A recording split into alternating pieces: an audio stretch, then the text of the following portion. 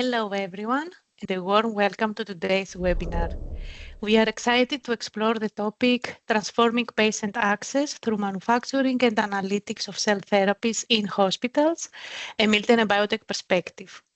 Thank you for joining us. I am Georgia Fodayanaki. I'm Product Manager for Immunotherapy at Miltenyi Biotec, and I will be your moderator for this session.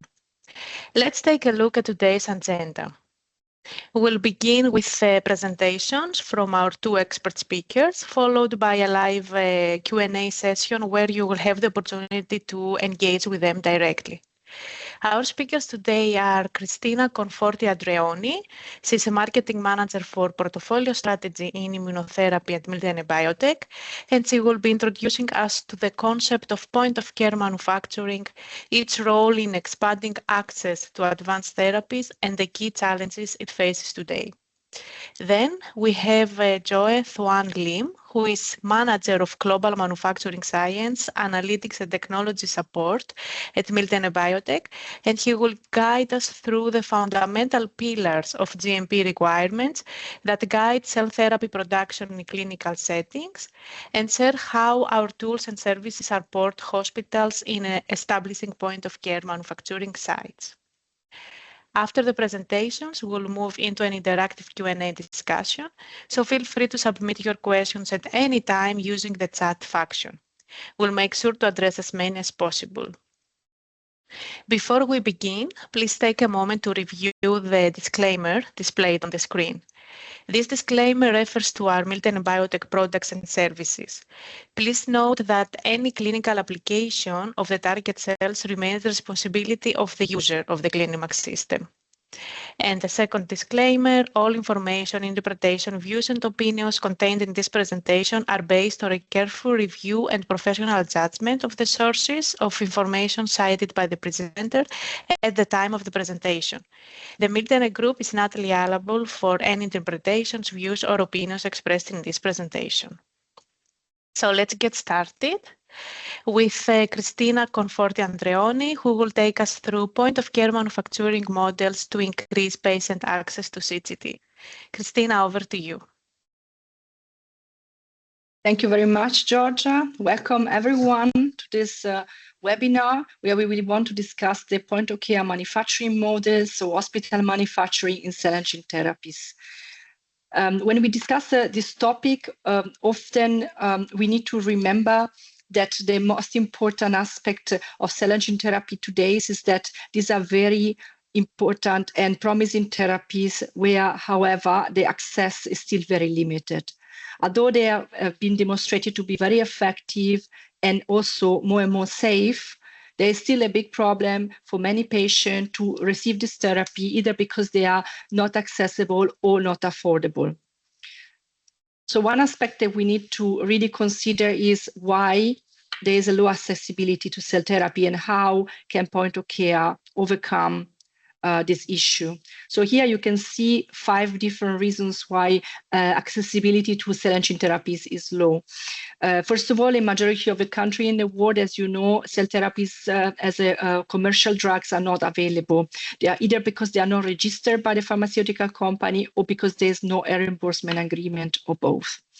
So cell therapy made in point of care can also be made in a framework, a regulatory framework that are not yet the commercial final product on the market. Therefore, point of care can somehow provide access to treatment that are not available commercially, for example, via clinical trials.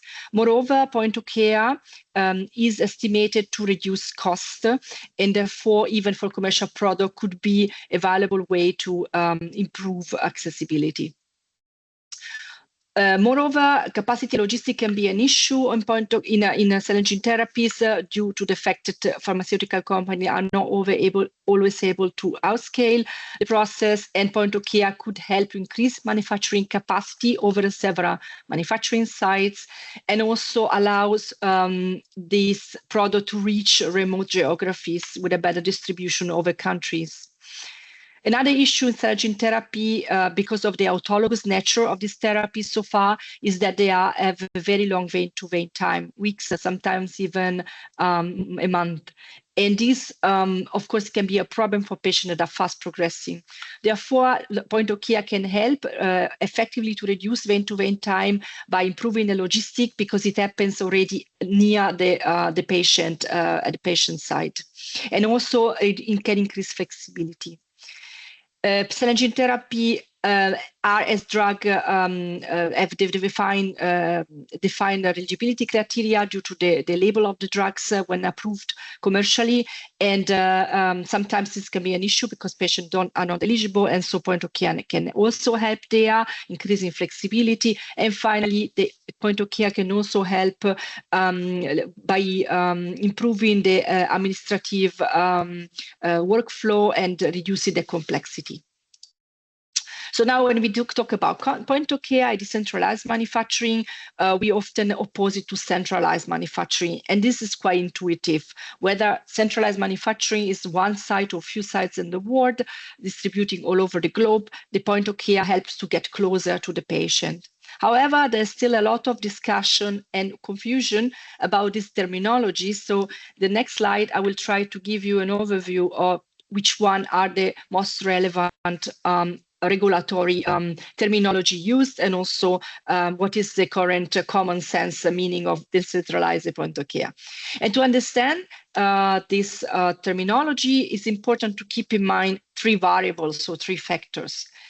The treatment side, the manufacturing side, but also the quality management. So it's intuitive when the treatment site is next to the manufacturing site, or the other way around, then we are talking about a manufacturing site at the point of care, so at the treatment site. But it's also important to keep in mind where sits the quality management, where sits the quality person, so where it is the final approval of the product, especially if this is in the nature of a final drug commercially available. So let's see some examples. In the central manufacturing, the classical model, there's one site that serves hospitals around the globe, and the manufacturing and the quality management are in the same location. But decentralized can have many meanings. So in the broad term, is everything that is not central. But in a strict term, the FDA uses this terminology to indicate two sites. That could be, for example, over two continents, where the manufacturing is happening next to the quality management system, and the quality management are independent. But then there is another terminology that it was introduced by FDA recently, that is distributed manufacturing. In this case, the difference is that there is one central quality management that overview the quality of different products at different sites. And then there's another terminology you might heard that has been recently introduced in the United Kingdom by the MHRA, which is the modular and mobile manufacturing. In this case, we are talking about an even further distribution and more capillary decentralization, where the manufacturing site is really next to a hospital, and the quality system is centralized in this kind of hub and spoke model. Now, the MHRA distinguished the modular manufacturing from the point of care manufacturing. And the difference is that in the point of care, the manufacturing site is in the hospital, belongs to the hospital, and is really next to the patient side, and is manufactured just for that specific patient in that hospital. And so this is the only definition on the regulatory side of the point of care manufacturing. Every other organization, regulatory organization, including FDA and EMA and European Union, they don't define yet point of care. So this is still in discussion. But anyway, there are a lot of upcoming regulatory changes in the next months and years. So we will probably give an update next year on this. Now, what we often forget when we discuss point of care is that actually the point of care that is actually happening already in many sites, and like hundreds of sites in the world, is the classical situation where one site, one hospital, manufactures cell therapy for a clinical trial, often in phase 1, maybe first in human. And this is happening only at one site. So this is not a network. It's therefore, if you want to call it, it could be centralized. So it's just one site. But this is very important because all the current commercial manufacturing, commercially manufactured and commercially available cell therapy in the market so all the CAR-T, for example, they have been all developed starting from an initial hospital site that initiated the trial and therefore manufacture on site. So actually, point of care manufacture a single site is not something special. It's actually the most common model. Okay, so now we have seen which are the possible models. Let's see which are the possible options for clinicians in the hospital to treat patients with cell and gene therapies and to manufacture locally. So first of all, a local manufacturing could be needed for innovation. The classical model, which we see a lot in the United States, is that a hospital is generating a lot of innovation, so a lot of intellectual property. They find some early client, maybe first human, and once the data are strong and solid, they can maybe sell and license this new product to a pharma that will then continue to the marketing authorization. However, there are some sites, especially in Europe, some hospitals that are exploring the option to reach the marketing authorization themselves. And this happens because in some cases, their diseases, the type of indication are ultra rare, or there is not much commercial interest from companies, and therefore the hospital decides to go to their own manufacturing authorization. However, this is a very high mountain to climb, and it's very complicated. So it's still not clear how many hospitals will be able to sustain this type of journey. And therefore, the more accessible and a more sustainable system at the moment is to go for alternative path of treatment, so via hospital treatment, via, for example, hospital exemption or similar framework. So now to look at it from the side, we see our clinician interested in cell and gene therapy climbing this mountain and this journey. That we see that the clinician can initially decide to just license out an idea and directly to a biotech or start a spin-off from the academia, or they can decide to set up their own GMP manufacturing facility to be able to run the first trials. So the first step would be to obtain manufacturing license. And this part of the journey is not easy at all. And Joe later will give you more details about what is needed for any GMP sites, academia or industry, to set up a manufacturing license. Once the clinical trial has started, a phase 1 data is generated, and first data of safety are generated, it's possible for the clinician to decide either to license the product again to a pharma or to rather go up to the marketing authorization, as we said. However, as mentioned, this could be a complicated path. So many sites are thinking about an alternative, like a right turn here in the more quiet valley, which we call hospital exemption option or early access programs, where they can continue treating patients, but without going through the whole pivotal phase and marketing registration.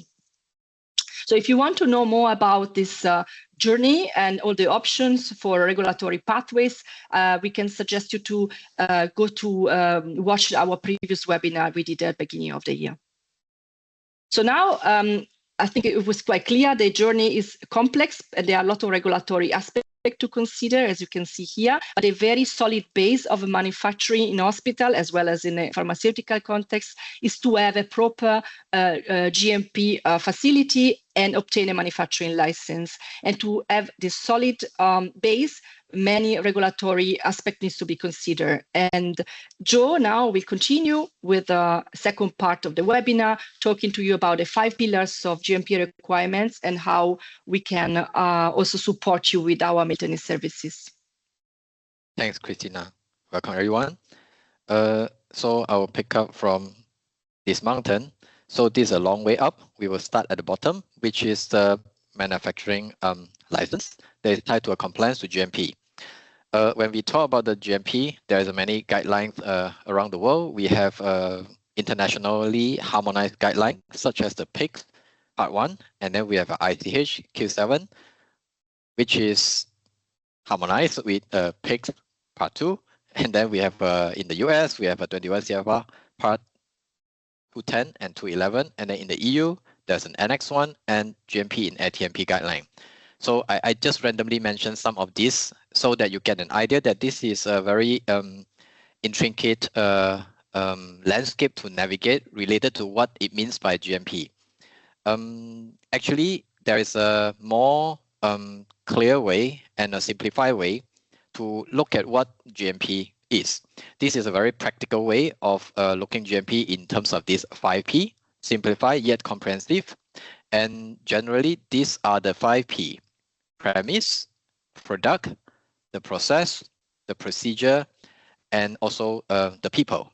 And these 5P for GMP are not just applied for pharmaceutical industry. It actually basically also applies for food industry, for the cosmetic industry, and etc.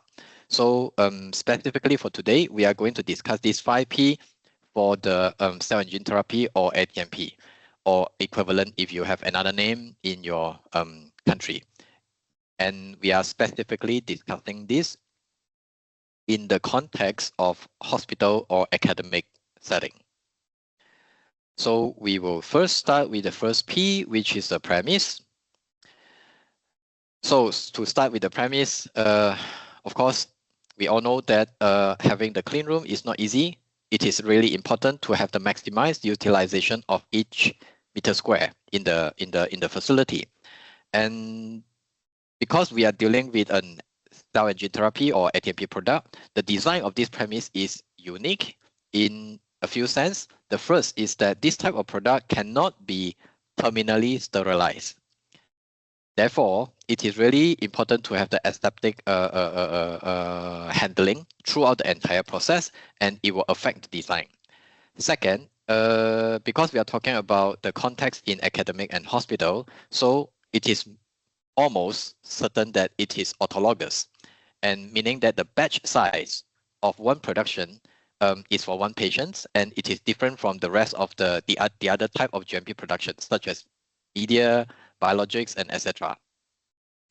Of course, the type of the handling in this type of manufacturing, we call them the unit operation.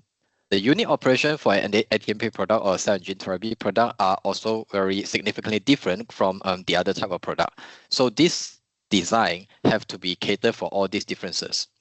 And of course, it needs to be scalable from a point of care that it can scale up to early phase trial to commercial manufacturing. One important aspect in this premise is that it needs to have a separation in space and in time.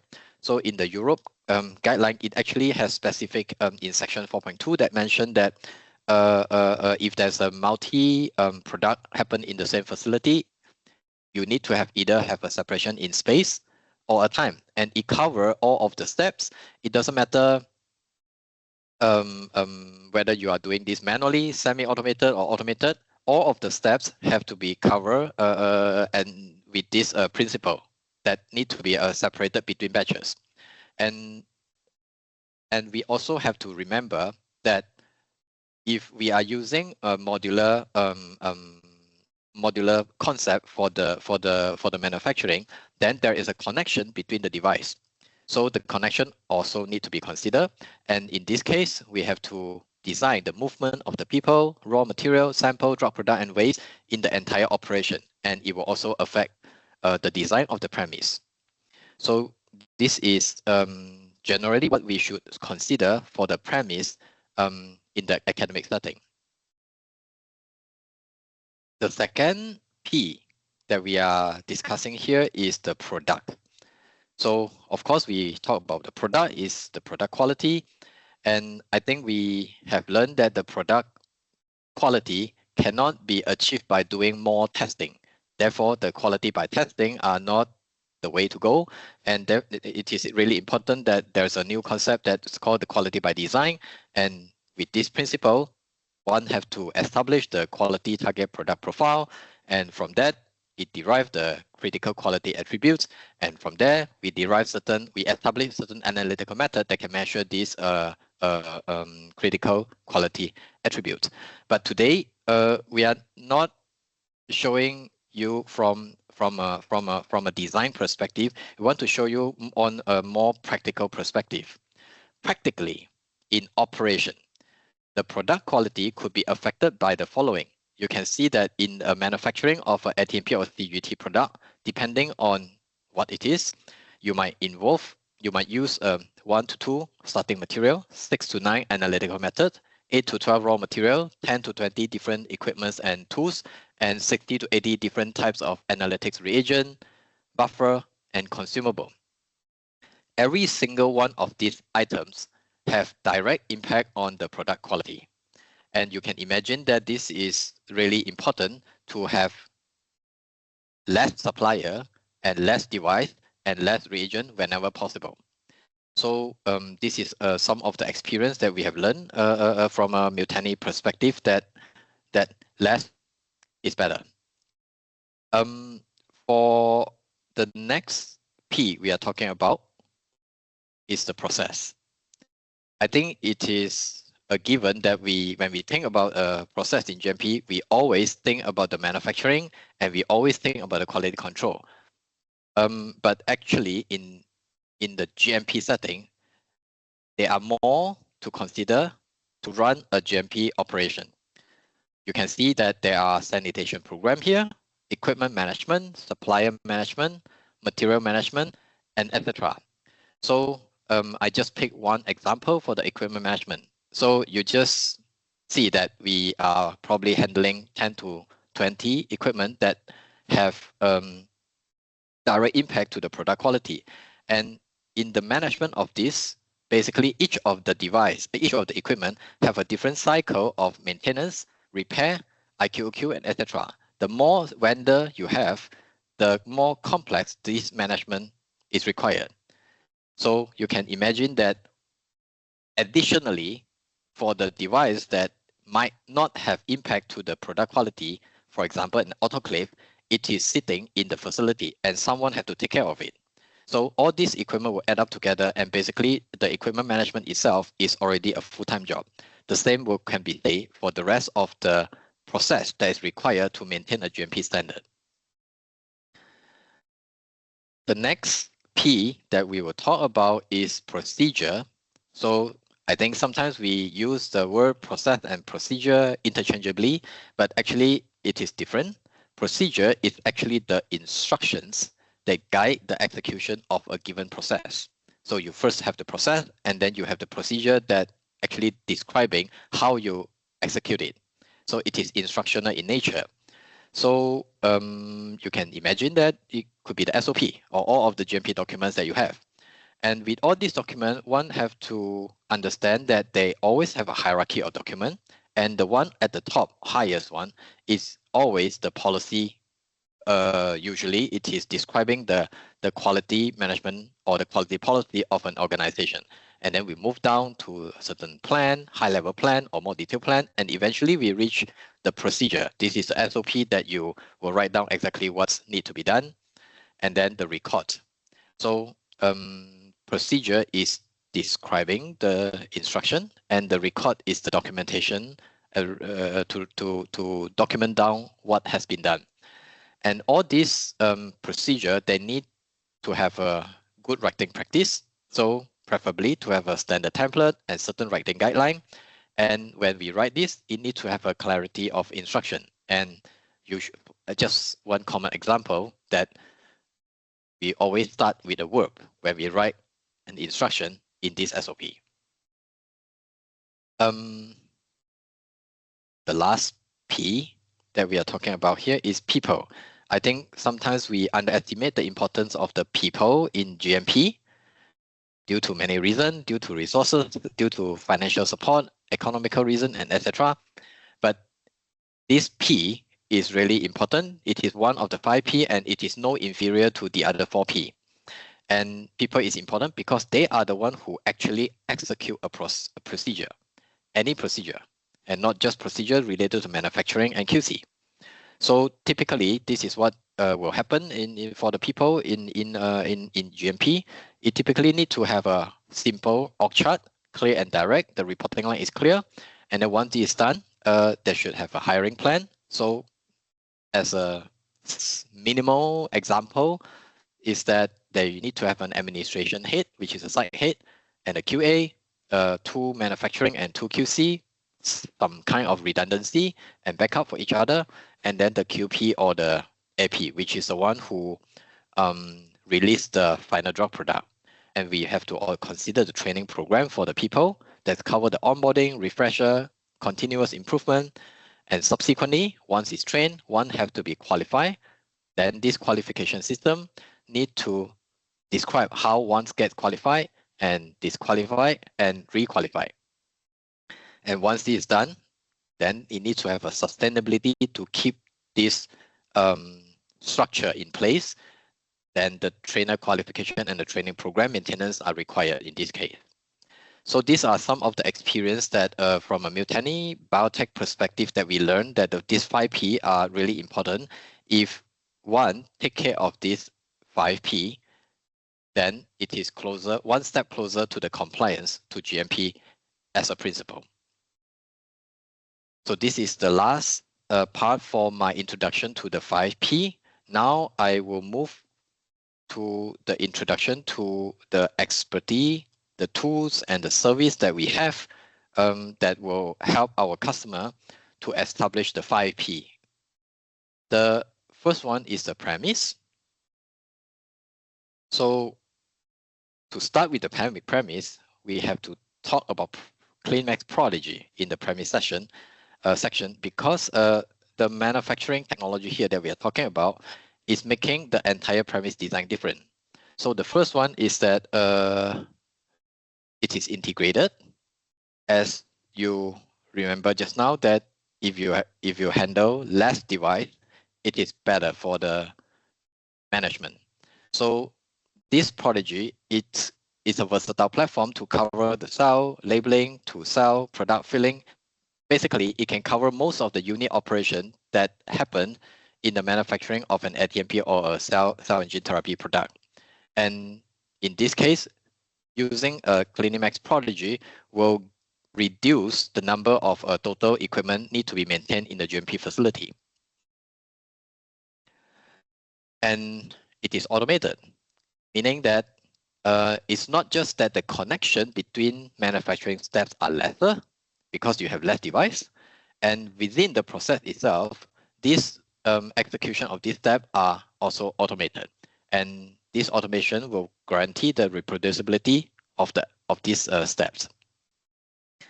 It is closed, so this is a functionally closed system, and this is really important for everyone because it will lower the clean room grade with the so-called ballroom concept. That it will reduce not just the construction costs, and it will also reduce a long-term operational cost, because maintaining a lower clean room class is lesser compared to a higher clean room class. And of course, it is not just we say it is already proven in more than 150 clinical trials around the world. So if we look at the design of the GMP facilities that based on Prodigy, so based on the definition, a premise actually consists of 4 different areas. The production area, which usually classified, and then we have this QC area, storage area, and ancillary area. They are usually called CNC, the control non-classified area. They are all part of a premise, but today we are focusing on the first one, only the production area, because the CleanMax Prodigy will be placed inside this production area. It is possible in a manufacturing sense, there are 2 concepts on performing this manufacturing. On the left side, if we have a manual process or a modular platform, segregated suites is required with a higher clean room class, because each of the suites require a separated heating, ventilation, and air conditioning system, the HVAC. And because they need to have the separation in space and in time, and this space will include that the air going in one suit are not mixed with the air from the other one. So this is really important to separate them, and this separation will incur more cost. And not just that, there's a numerous operation steps and a lot of the inter-device steps. And with this complexity, one can imagine that there is a lot of IQOQ for every single device, the repair, maintenance, and etc. And the user training is complex because an operator needs to be trained and competent in operating a lot of these devices. in contrast, when we have a ballroom concept, one big Class C or D suite is possible to host many closed manufacturing systems. For example, clean mixology. It is low risk because, as I mentioned just now, there's less operator is integrated, so there's a less in connection between steps, and it is automated. And because it is one integrated, basically it is scalable and less demanding in training. The operator needs to learn how to operate Prodigy only, and it can cover most of the steps required in the manufacturing already. And the lower cost, I already mentioned this. This is for less maintenance cost in the long run. This type of ballroom concept is not just on the paper. Miltenyi as a company, we truly believe that this is what we think is the best design. Therefore, we actually have this similar design already in the facility in San Jose, in Gettysburg, and also in the Germany headquartered, Bergisch Gladbach, as well as in Shanghai, China. They all are built according to the ballroom concept. And not just Miltenyi are building this ballroom concept. The ballroom concept are also used by the commercial manufacturer. So in this example, this is a UK company called Autolus. They are the manufacturer of one of the 6 commercially approved CAR T cell in the world. And you can see on the right side that the Prodigy are standing in the clean room side by side and run in parallel. So we have one document here, and we can highlight here that it says that the parallel processing of a large number of patient sample in a closed system is really important to achieve scalable and economical manufacturing. What it means is that more patients is going to get this treatment.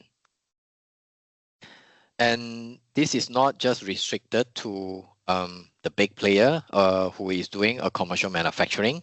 We also have this platform also support the point of care manufacturing across the world. You can see that there's a lot of public information that is published in the North America, South America, Europe, Kazakhstan, India, or Bangkok. You can see that they are applicable across the world. And these are just a handful of the customer of Miltenyi Biotec who has made some publication, but actually there are more who is actually doing this without the publication. So every single dot you see on the map represent an academic center or hospital that is currently performing point of care manufacturing. So there are more than 400 manufacturers, and at the moment as we speak, there are more than 150 active clinical trials. So this is what we have in Clinimax Prodigy, and how the premise can be designed according to this. And as Christina mentioned just now, that this is a very complex journey for any manufacturer, and the GMP facility design, as you can see, happened right from the beginning.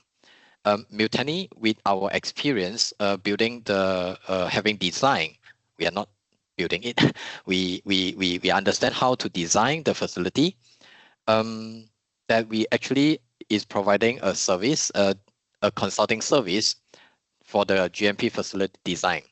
This design actually enable the academic side that they can plan for their GMP site for the production for either the innovative cell and gene therapy or similar equivalent at the point of care. So it is exactly because Miltenyi have the experience already, and it is a proven concept. So we are able to share what we have learned and enable that easy planning and realization.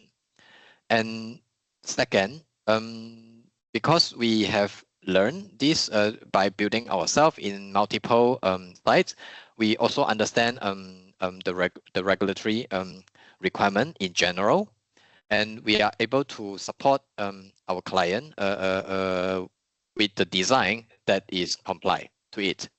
And last but not least, because of this design in the long run, it will increase the efficiency because we are able to bring down the clean room class from a higher one to a lower one and to reduce the cost of operation.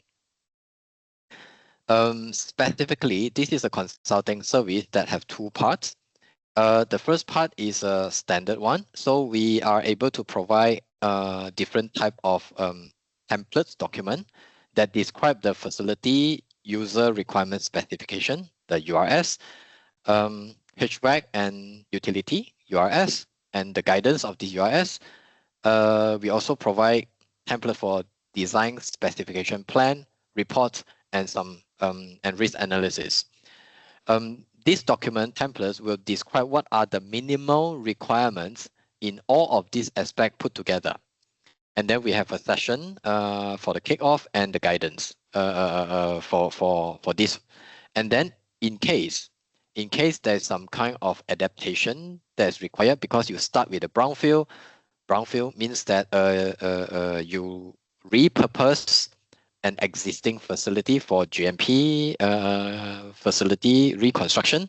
Then we call them the brownfield. Then if there's a brownfield, then the challenge might be different. So all these specification might need to modify and adapt to what the existing buildings looks like. So that will be have access to the expert related to the field.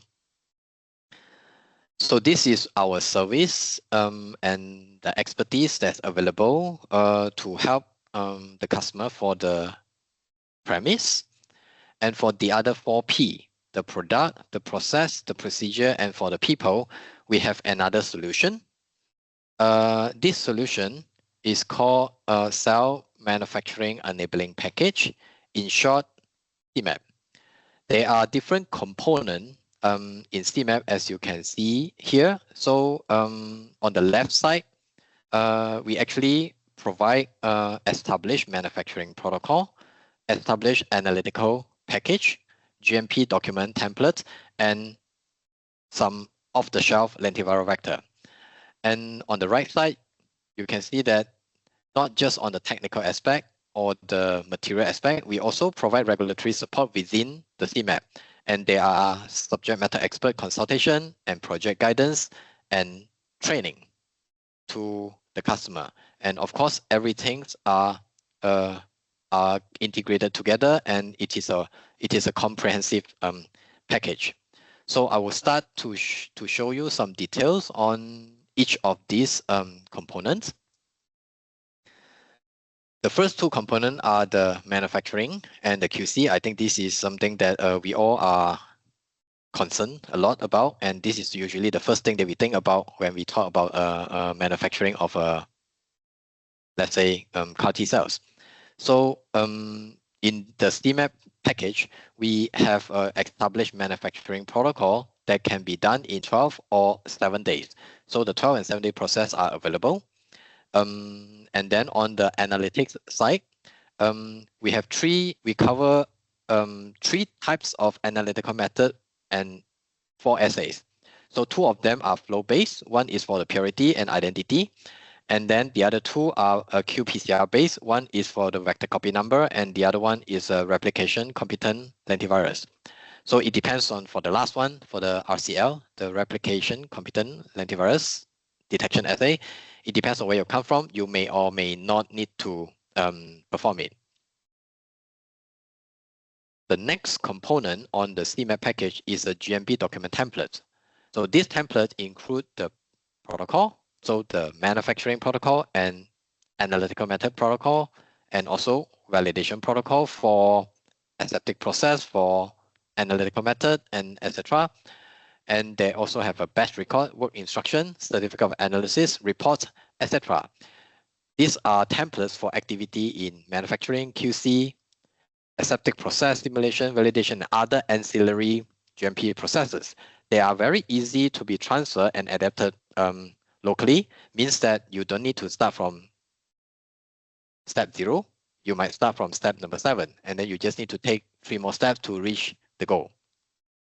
And in total, throughout the entire CMAP package, we will provide more than 950 pages of templates.